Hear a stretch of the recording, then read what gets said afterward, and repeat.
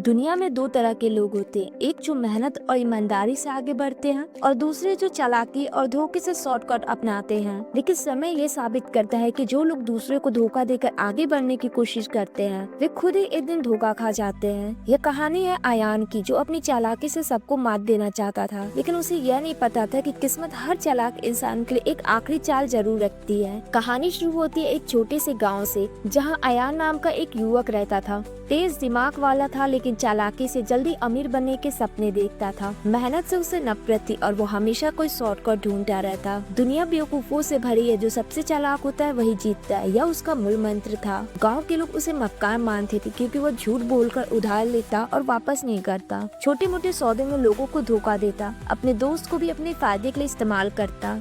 एक दिन गांव में एक प्रसिद्ध ज्ञानी साधु आए। कहा जाता है कि वह लोगों का भविष्य कर्मों के आधार पर बता सकते थे। गांव के लोग उनके पास गए और अपनी किस्मत जानने लगे। अयान को भी मजा लेने का मन हुआ। वह साधु के पास गया और हंसते हुए बोला, बाबा मेरा भविष्य कैसे रहेगा, मैं कितना अमीर बनूंगा। साधु ने उसकी आंखों में झांक कर कहा, तुम्हारे सामने दो रास्ते हैं। पहला रास्ता आसान है, इसमें तुम लोगों को बेवकूफ बनाकर चालाकी से पैसा कमाकर जल्दी अमीर बन सकते हो। लेकिन यह रास्ता तुम्हें गहरे अंधकार में ढकेल देगा, जहाँ से निकलना मुश्किल होगा। दूसरा रास्ता कठिन है, इसमें मेहनत, ईमानदारी और सच्चाई का सहारा लेना होगा, लेकिन यह रास्ता तुम्हें असली सफलता और शांति देगा। अयान हंस पड़ा, बाबा मैं तो पहला रास्ता ही चुनूंगा। आखिर दुनिया में वही जीतता है जो सबसे ज्यादा चालाक होता है। साधु मुस्कुराए और बोले, तो देखो तुम्हारा भविष्य तुम्हारे सामने ही आने वाला है। अयान ने इसे मजाक समझा और वहाँ से चला गया। कुछ समय बाद अयान ने एक बड़ी चालाकी की योजना बनाई। गांव में एक अमीर सेठ हरिदास रहते थे।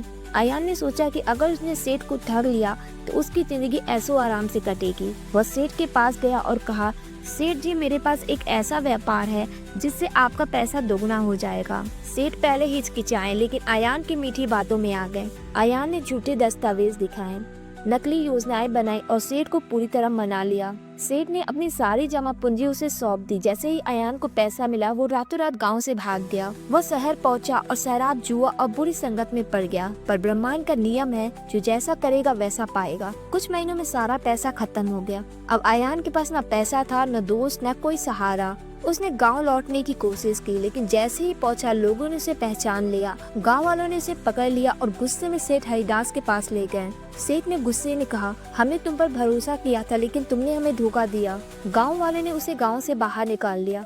अब अयान पूरी तरह अकेला और बेसहारा था। भूखा प्यासा अयान जंगल में भटकने लगा। तभी उसे एक पुराना आश्रम दिखाया। वहाँ वही साधु बैठे थे। अयान उनके पैरों में गिर पड़ा और रोते हुए बोला, बाबा आप सही थे, चालाकी वाला रास्ता मुझे बर्बाद कर चुका है, क्या अब भी मेरे लिए कोई उम्मीद है? साधु मुस्कुराए और बोले, ब्रह्मांड का नियम है कि हर किसी को दूसरा मौका मिलता है, बशर्ते वो सच्चे दिल से बदलना चाहे। अब तुम्हें दूसरा रास्ता अपनाना होगा, मेहनत, ईमानदारी और अच्छे कर्मों का रास्ता। अयान ने अपनी सभी गलतियों को स्वीकार किया और सही राह पर चलने की कसम खाई। अयान गांव लौटा और गरीबों की मदद करने लगा। वह दिन रात मेहनत करता, जरूरतमंदों की सहायता करता और अपने बुरे कर्मों के प्रायश्चित करता। धीरे धीरे गांव वाले ने उसे माफ कर दिया। कुछ सालों बाद अयान गांव का सबसे प्रतिष्ठित और सम्मानित व्यक्ति बन गया। अब वो अमीर तो था ही, लेकिन असली दौलत उसके पास थी, शांति, खुशी, सच्चे दोस्त। एक दिन वही साधु फिर गांव आए और अयान से पूछा, अब तुम्हें अपना भविष्य समझ आया? अयान ने सिर झुकाकर कहा, हाँ बाबा, सही रास्ता कठिन जरूर होता है, लेकिन उसकी मंजिल सबसे खूबसूरत होती है। धोखा, चालाकी और बेईमानी से हम थोड़े समय के लिए सफल हो सकते हैं,